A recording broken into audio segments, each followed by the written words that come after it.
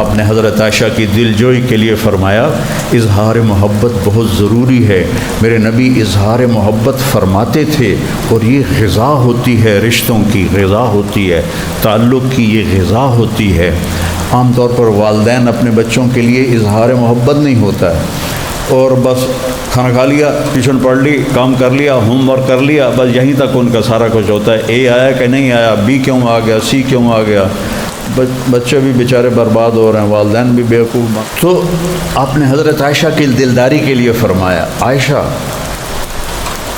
انہ لیہون علی الموت ان اریدک زوجتی فی الجنہ، عائشہ جب سے مجھے پتہ چلا تو جنت میں میری بیوی ہے تو مجھے تو موت ہی اچھی لگنے لگ گئی۔ سبحان اللہ، کیا دل جوئی ہے۔ ڈاکٹر عبد الحی رحمۃ اللہ علیہ مفتی تقی صاحب کے شیخ جو تھے، ان کی کتاب میں پڑھ رہا تھا، تو اس میں ایک واقعہ تھا، وہ اپنے ایک مرید کے پاس گئے تو کھانا کھایا، تو انہوں نے مرید سے پوچھا کھانا کس نے بنایا؟ کہا جی میری بیگم نے۔ کہا اسے بلاؤ۔ وہ آ گئیں۔ کہ بیٹی آپ کا کھانا بہت بڑھیا تھا، بہت اچھا لگا، بہت مزہ آیا۔ تو وہ دھاڑ دھاڑ رونے لگی، وہ بیگم جو تھی رونے لگی۔ تو ڈاکٹر صاحب رحمۃ اللہ علیہ نے پوچھا بیٹی کیا ہوا، کیوں رو رہی ہو؟ کہا جی مجھے 30 سال ہو گئے ہیں آپ کے مرید کے ساتھ شادی کیے ہوئے، آج تک ایک دفعہ اس نے یہ نہیں کہا کہ تو نے یہ اچھا کیا ہے۔ اتنی اس کی طلب ہوتی ہے انسان۔ میرے نبی حوصلہ افزائی فرماتے تھے، تعریف فرماتے تھے۔ ایک شخص گزرے، صحابی نے کہا یا رسول اللہ اس آدمی سے مجھے بڑی محبت ہے۔ آپ نے فرمایا تو نے اس کو کبھی بتایا ہے؟ کہ نہیں بتایا، کبھی نہیں۔ کہا جاؤ اور اس سے کہو انی احبک۔ اظہار بہت ضروری ہے۔ مولویوں کو فکر چڑھ جاتی ہے ہمارا بیٹا بھی عالم بنے۔ عالم بننے کی فکر نہ کرو، نیک بنے بیٹا، نیک بنے۔ نیک بنے گا تو مقصد حاصل ہو گیا، نیک بن گیا تو مقصد حاصل ہوگا۔ آگے مقدر ہے، اس کا علم مقدر میں ہے تو پڑھ لے گا، نہیں ہے تو نہیں پڑھے گا۔ صحابہ کوئی عالم تھے سارے؟ چند عالم تھے، چند عالم۔ حضرت خالد بن ولید رضی اللہ عنہ نے نماز پڑھائی فجر کی، تو کچھ آیتیں کہیں سے پڑھی، کچھ کہیں سے، کچھ کہیں سے، کچھ کہیں سے، شام کے جہاد میں۔ تو سلام پھیرنے کے بعد کہنے لگے بھائی مجھے معاف کرنا، میں نے قرآن نہیں پورا پڑھا، کہ جہاد نے مجھے موقع ہی نہیں دیا قرآن پڑھنے کا۔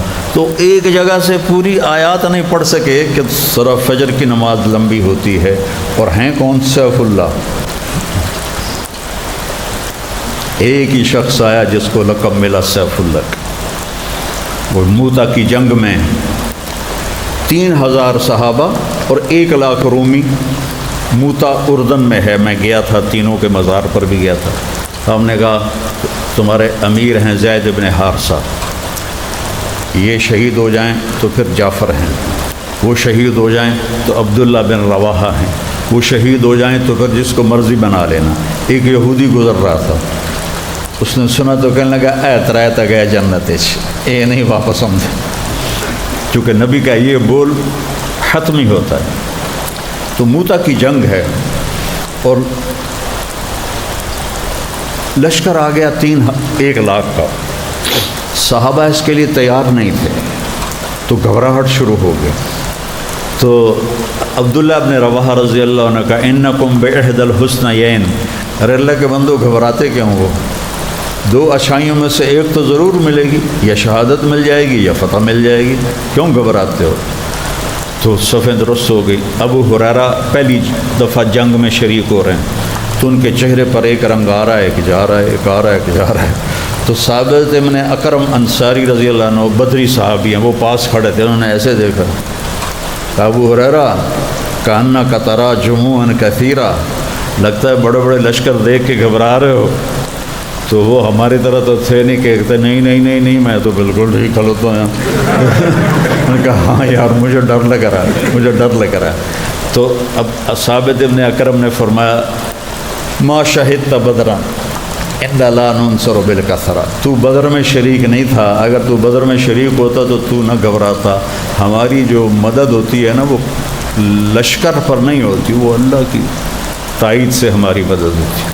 تو حضرت زید بن حارثہ شہید ہو گئے اور اللہ کے نبی مسجد میں بیٹھے تھے کہ آپ نے ایک دم اٹھایا، اخذ الرایۃ زید۔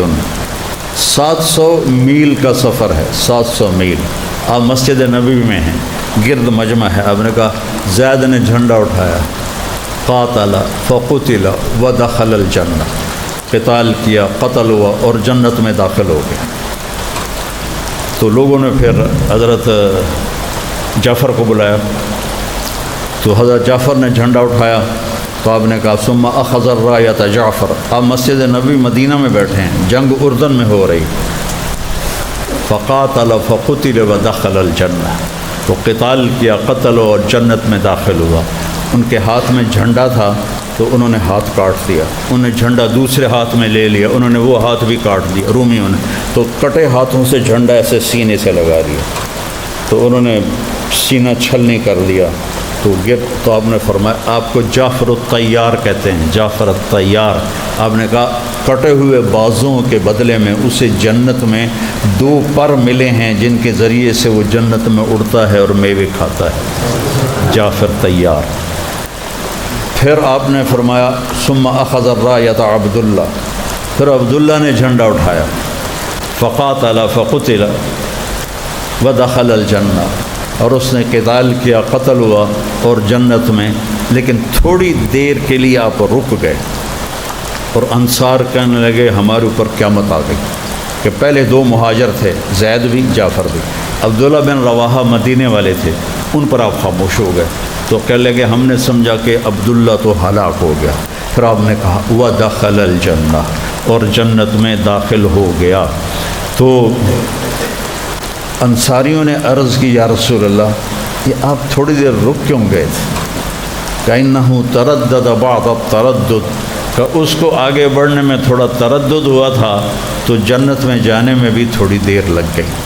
کیا تردد ہوا تھا؟ جب جھنڈا آیا لوگوں نے کہا کہ جعفر شہید ہو گئے، تو یہ بڑے مال، پہلے 2 تو درویش تھے، یہ مالدار تھے، 4 بیویاں تھیں، غلام تھے، باغات تھے، تو ایک دم ساری شکلیں سامنے آ گئیں، تو اپنے آپ کو جھٹکا دیا، اقسمت یا نفس لتنزلن کارہۃ او لتطاوعن ان اجلب الناس وشد الرن ما لی اراکی تکرہین الجنہ قد طالما قد کنت مطمئنہ هل انت الا نطفۃ فی شنہ۔ یہ بہت بڑے شاعر تھے، تو فی البدی انہوں نے یہ اشعار کہے، یا نفس الا تقتلی تموتی ھذا حمام الموت قد سلیتی ان تفعلی فعلاہما ہدیتی۔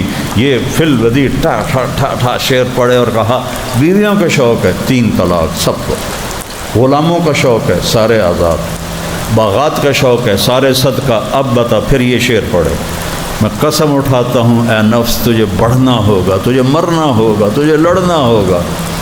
تو وہ تھوڑے سے تردد کی وجہ سے آپ نے کہا تھوڑا سا جانے میں دیر ہو گئی، پھر خاموشی چھا گئی، آپ بھی خاموش، جھنڈا گر گیا، کوئی اٹھا نہیں رہا، تو ثابت ابن اکرم نے جھنڈا اٹھایا، کہا یہ جھنڈا کون پکڑے گا؟ اب میرے نبی خاموش بیٹھے ہوئے، تو صحابہ نے کہا تم ہی پکڑ لو، تم بدری آدمی ہو، کہنے نہیں بابا میرے بس کا نہیں ہے، کسی اور کو دو، یہ جھنڈا کسی اور کو دو۔ تو بیچ میں کوئی بولا خالد کو دے دو۔ خالد ابن ولید کی کلمہ پڑھنے کے بعد پہلی جنگ تھی موتا، پہلی، وہ کہنے لگے بھائی میں تو نیا آدمی ہوں، کسی پرانے کو دو، تو سب نے کہا نہیں نہیں نہیں نہیں نہیں نہیں ٹھیک ہے خالد کو دو، خالد کو دو۔ تو خالد بن ولید نے جھنڈا پکڑ کے جب تلوار یوں کی تو میرے نبی نے کہا ثم صلی اللہ سیفا من سیوفہ، اب اللہ نے اپنی تلواروں میں سے ایک تلوار کو نکال لیا ہے۔ 9 تلواریں ٹوٹیں آپ کے ہاتھ سے اس دن، لڑتے لڑتے لڑتے 9 تلواریں ٹوٹیں۔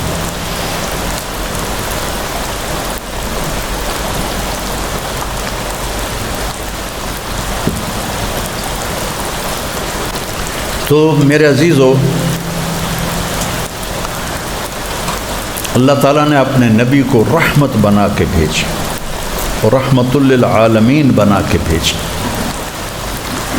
اور آپ پر اولین و آخرین کے علم کا فیضان فرمایا، یہ ربیع الاول میں ہم 10-12 دن لوگ جلسے جلوس کرتے ہیں، نعت خوانیاں ہوتی ہیں، نعت خوان بڑے بڑے پیسے لیتے ہیں۔ جب محرم ہوتا ہے تو شیعوں کے ذاکر بڑے بڑے پیسے لیتے ہیں اور وہ کرتے ہیں مزہ سرائی، اور ربیع الاول آتا ہے تو ہمارے نعت خوان بھاری بھاری رقمیں لیتے ہیں اور وہ نعتیں پڑھتے ہیں۔ بھلا مجھے ایک شیعہ بھائی کا فون آیا، پرانی بات ہے، کہا علامہ صاحب آپ 10 دن ہماری مجلس پڑھ دیں، ہم آپ کو خوش کر دیں گے۔ خوش کرنے کا مطلب پتہ ہے نا، تب بھی پیسے دی دیواں گے۔